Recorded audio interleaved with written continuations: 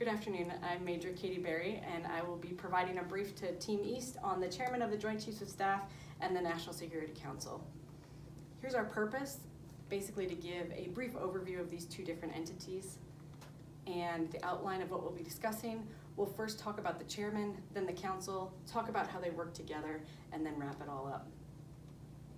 So the Chairman of the Joint Chiefs of Staff is a position that's actually mandated by law. The National Security Act of 1947 put this position in place, and the Goldwater-Nichols Act of 1986 made this person the highest ranking official in the armed forces.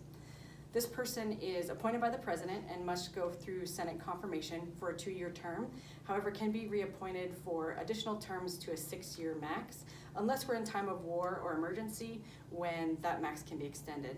This will change in 2019, where the term goes from 2 to 4 years, and they cannot be reappointed unless it's in time of emergency or war.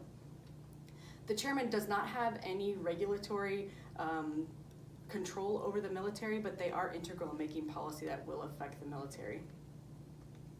Here are their roles and responsibilities. They're basically the chief military advisor to the higher levels of government, and they coordinate the efforts of the different services. And these last 3 bullets are actual things that are mandated by law: coming up with military policy, joint readiness, coming up with national military strategy, and also justifying the defense spending budget. And our current chairman is pictured here. It's Marine General Joseph Dunwood. Now we'll talk a little bit about the National Security Council. This is also mandated by law. The National Security Act of 1947 also put this in place, and it's a group of advisors to the President advising on things that have to do with national security, foreign policy, and military matters. It's important to note that they're not a regulatory body, just an advisory body, but some important decisions do come out from the advice given by this body. And it's mainly in effect just to coordinate all the different government agencies that are needed to make these big decisions. And this is relevant because a 2017 study showed that Americans' #1 concern was actually national security.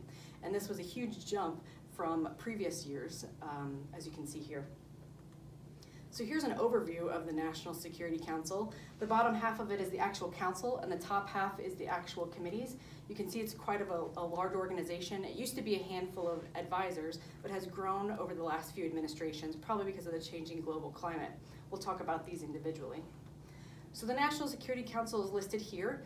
These people that are highlighted in green are mandated by law to attend, and the ones in green are by Title 50 of the US Code. The ones in yellow are by a presidential memo, and this can change from president to president, but usually stays about the same.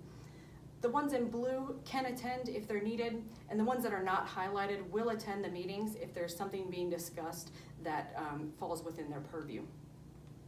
Now the committees are the ones that actually come up with the issues. The most subordinate committee is the Policy Coordinating Committee, and these are basically working groups from the different agencies that come up with the different issues, do some research, and send up the ones that they think are the most important, that need some higher level approval. The Deputies Committee is the next step. They're responsible for coming up with those policy coordinating committees, and then also filtering through everything that they've come up with and seeing which issues really do need to rise to the top. The Principals Committee is basically the National Security Council without the President and the Vice President, and their main job is to make sure that there's a consensus on these different issues that are going to the President for decision. So these things all work together in national security. So the Council comes up with policy that has to do with national security, and that often involves the military. But it's also important to note that they're both entities that will make policy that affects the military, but also the nation as a whole. So in conclusion, these high-level decisions require information from a lot of different sources, but there are systems in place that will help to coordinate all that information so that the President and the government can make the best decisions when it has to do with policy related to national security. And I think this quote from Ronald Reagan kind of sums it up. You want to surround yourself with great people, delegate authority, and then get out of the way. So as long as you have great advisors, you can make good decisions if you let them do their job. Here's a list of the references that I used putting this presentation together, along with the photo references.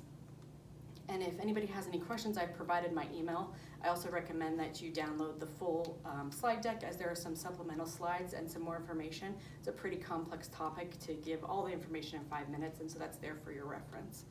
And if there are no questions, then this concludes my brief. Thank you.